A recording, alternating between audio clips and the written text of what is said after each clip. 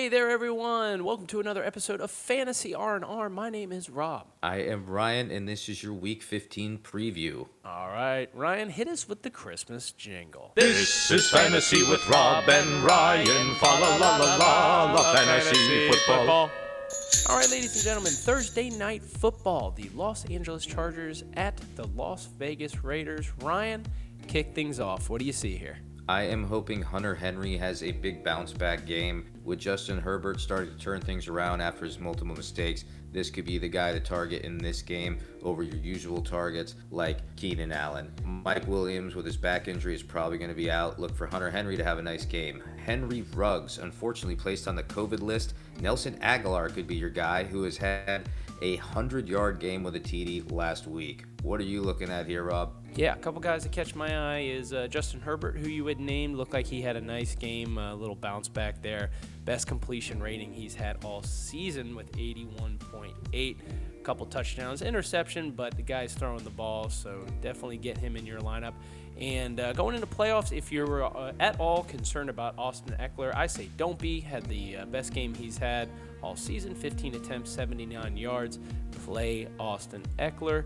Moving on, we have a doubleheader on Saturday. That's right, a doubleheader. Cannot wait. Buffalo Bills at the Denver Broncos. Ryan, who are you looking at here? I do know that your favorite quarterback had a pretty solid week last week. Okay, I just want to make something really clear. Drew Lock sucks, even though he led all QBs in rating last week. Jerry Jeudy was pissed off at him. He wanted to stop getting his little conditioning workouts in and Drew Lock to throw him the ball. We want to see more of that going forward, so Jerry Jeudy stops being so pissed, so Drew Lock stops sucking. Other than that, Rob, I think you're looking at a couple of guys in the wide receiver game on Buffalo, no? Okay, that's right, Ryan. With the Buffalo Bills and Josh Allen throwing all over the field, I would play all the receivers I possibly could, but do keep in mind, John Brown is coming back, so the Cole Beasleys, Gabriel Davises of the world, I would second guess starting in my playoff roster. We're in the playoffs. How crazy is that? All right, the Carolina Panthers at the Green Bay Packers. Ryan, who you got? I think that Aaron Jones could possibly be slowing down now. May not necessarily win your fantasy league, but I would continue to play him over and over again. It looks like Jamal Williams is getting more and more touches as the year goes on, and they're trying to change up their game plan in Green Bay to get to a Super Bowl run. I really do think Green Bay could win the Super Bowl, or at least be in the Super Bowl, even over the Chiefs. It's very possible. DJ Moore coming off the COVID list, did have that ankle problem.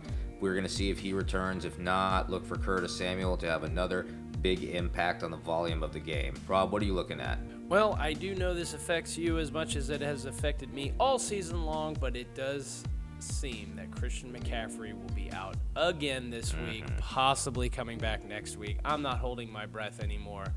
And with that being said, I'm moving over to the Tampa Bay Buccaneers at the Atlanta Falcons. Let me jump on this one real quick because this just always makes me laugh. Ronald Jones, the second who I had on a team and was sent over to trade for Christian McCaffrey, could possibly be out with finger surgery.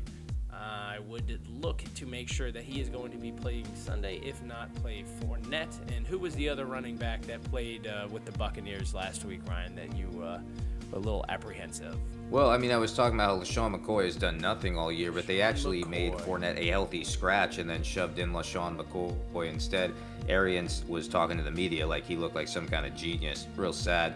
On the Atlanta side of the ball, Julio Jones, they're talking about eventually getting him traded out of there. The Jets might be a possible landing spot, even the Rams, guys like that, for Julio Jones after this season. Calvin Ridley is the future of volume in Atlanta. We could see Matt Ryan leave, though, as well. Antonio Brown on Tampa Bay's ball, he is trending down. We thought we were going to see something special by now. He is clearly just going to be a wide receiver 3 or 4 for the rest of the year with a little bit of touchdown upside. And with that, too, on the Atlanta side of the ball, Todd Gurley, is this somebody we can trust anymore, Ryan? I mean, I don't know if you trust him. We didn't trust him at the beginning of the season, and then we started to get used to what he was doing in the middle. I mean, right now it's one of those, wait and see moments. But if he got you this far into the playoffs, and that's all you got, that's your biggest name at running back, of course you just continue to stick him in your lineup over streaming someone, I would think. Absolutely. If you have Todd Gurley and you're in the playoffs, kudos to you. San Francisco 49ers at the Dallas Cowboys, Ryan, I know you have been playing that 49ers who's going to get the ball at the running back position. I believe this is something you are very adamant about. I'm going to let you take the floor here on this one, Ryan. Yeah, this one's going to be my Milik Minute. Milik Minute. All right, what I want to talk about here is my Raheem Mostert versus Jeff Wilson conundrum. It used to be something else. We had something called the Raheem Mostert versus Jerick McKinnon conundrum. I don't really understand what's going on here, but Kyle Shanahan can't pick a guy at any day of the week. Raheem Mostert got a little bit less action than Jeff Wilson last week, but he did a little bit more with the ball, and that's been consistent. Jeff Wilson averaged about a little over 2 yards a carry, but he's the one that gets the touchdown.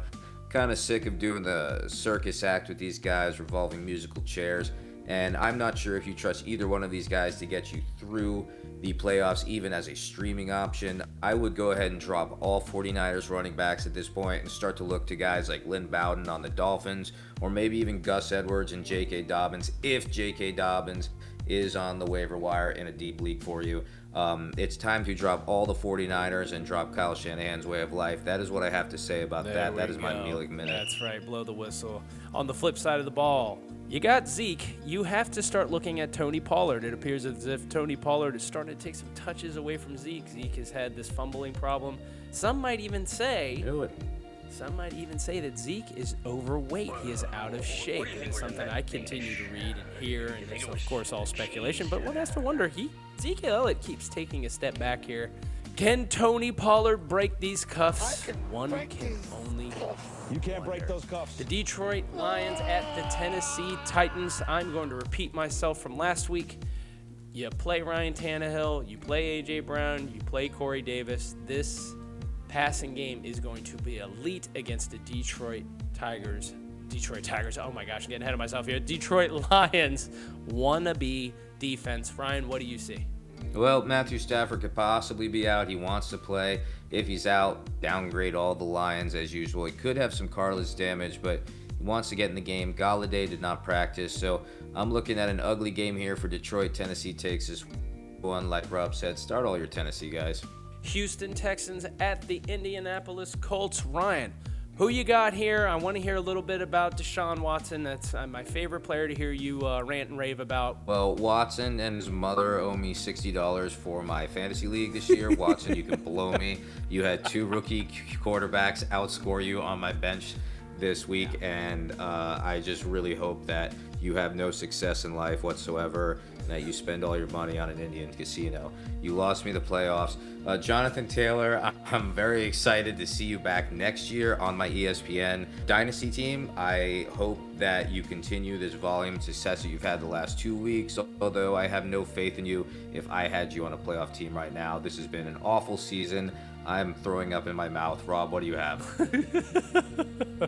Don't forget to spit or swallow. That's what she said. I do agree with you with Jonathan Taylor. I think this is going to be the go-to guy in Indy starting next year, I guess. I don't know why this took so long, but he had a very big game last week. Should see that same production this week.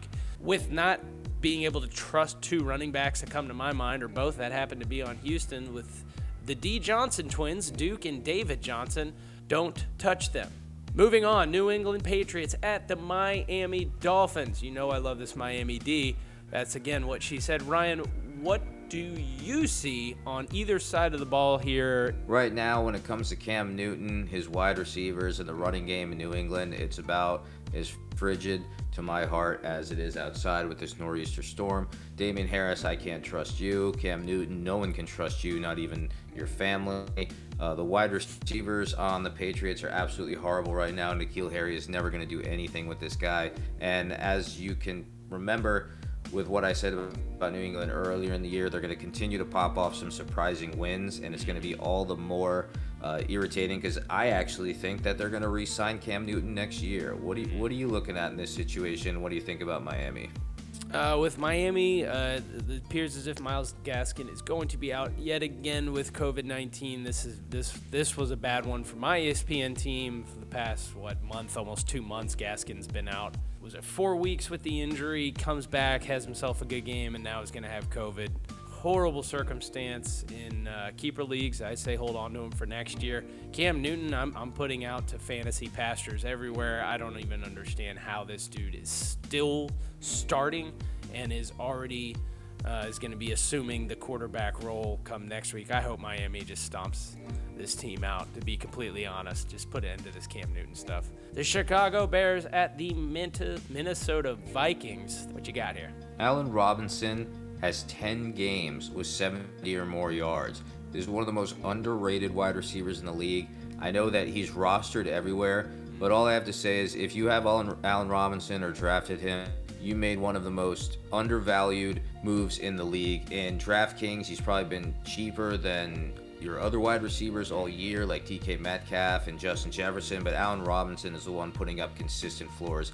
So the Chicago Bears, all I have to say is draft a fucking quarterback. And Rob, what do you have to say about this one? When it comes to this game, I have no more than what you just said, so moving on.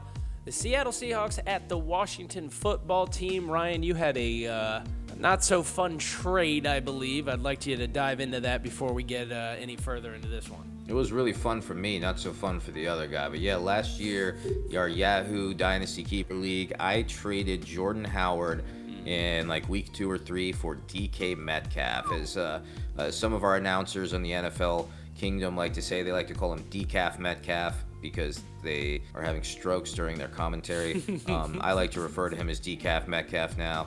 But Jordan Howard for Decaf Metcalf, I love it. It was one of the best trades ever. And Jordan Howard, you can go screw off. So yeah, wherever. I think, is he in Philly now?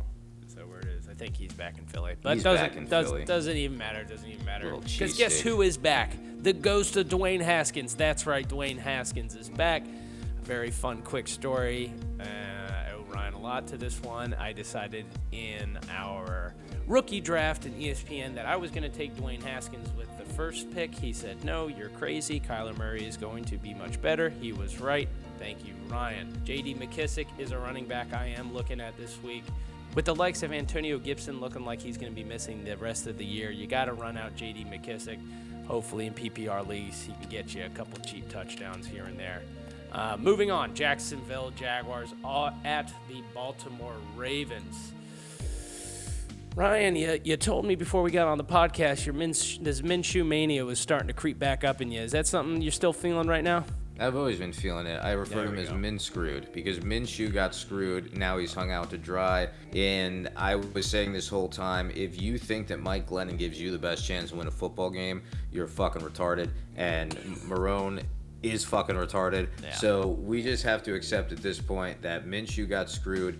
And in fantasy purposes, I think he's the kind of guy who's got a 16, 17-point floor. Once he's back on the field, Chark and Shenault have some value. James Robinson has a little bit more value.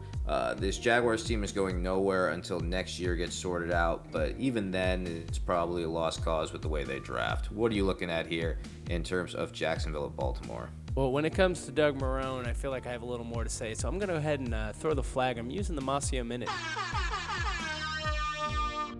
All right, Masio Minute, here we go. Doug Marrone. Doug Marrone, if you are still standing as a coach by next season, and let's just say somehow you get the job. I have no control of that, but I'm telling you right now, let's just say the Jaguars, as of right now, trending for the number 2 pick. If the Jacksonville Jaguars do not select Justin Fields, I have been reading recently that they're starting to look at Kyle Trask, the quarterback for Florida. I get it. Give me a break. If we are not just drafting Justin Fields with that number 2 pick, I am not watching another Jacksonville Jaguars game ever again. And Mr. Marrone, you should be fired. I was at that game last week. It was pathetic. I stopped paying attention around the second quarter, and that's when I decided to get as many Bud Lights inside my stomach as possible because that game was miserable. Like you and your coaching and everybody else that seamlessly got fired. But you, Doug Marrone. That's your Masio Minute. We're over now. Hit the buzzer. Boom, that's right. New York Jets at the Los Angeles Rams. Ryan. Well, I think the Jets are going to be looking for a new QB next year. Darnold, you're one of the worst in the league. Get rid of your Jets wide receivers. Get rid of your Jets running backs. Hide your kids. Hide your wife. It's over. Wow, what are you looking at here for the Rams? Love it. I'm going to pat my own back. I started Cam Akers in a league that I was in 5th, vying for 4th. I'm now in 4th. mainly because of you, Cam Akers. Thank you so much. I believe very similar to the Colts, the Rams just found their running back, ironically enough, both rookies. And I'm looking here for Robert Wood and Cooper Kupp to both eclipse 100 yards because this Jets defense does not want to win another game until next year. The Philadelphia Eagles at the Arizona Cardinals. Beep the alert, whatever, it doesn't matter. This is my game of the week. This is Rob's motherfucking game of the week. That was wonderful, wasn't it? Game of the week, Philadelphia, Arizona. The two Oklahoma quarterbacks going at it. This is going to be so much fun. I believe this one's going to be a shootout. It does appear I was 2 weeks early on Miles Sanders, who had his monster game last week. Did sit him, but it was in a league. It didn't matter at that point anyway. I know you have a little ditty on Jalen Hurts, Ryan. Take it from here. What you got? Well, I've been saying this for a while now, especially on this channel. Jalen Hurts was going to take over. Carson Wentz, you're a bum. Jalen Hurts, you can't throw the ball that great. You're not as big as Carson Wentz, but you're a playmaker. And that's what we want to see. You might be the next Lamar Jackson. But can you throw to my boy Dallas Goedert? As I've been saying, Zach Ertz, you're flat-footed. You're fat, you block badly, you're a slow developer. Zach Ertz, you have an incredibly difficult time completing simple tasks. But that's all I have to say about that. Jalen Hurts, I want you to be the new guy on the Eagles. Turn this team around, get me some fantasy points next year. We'll be looking forward to it.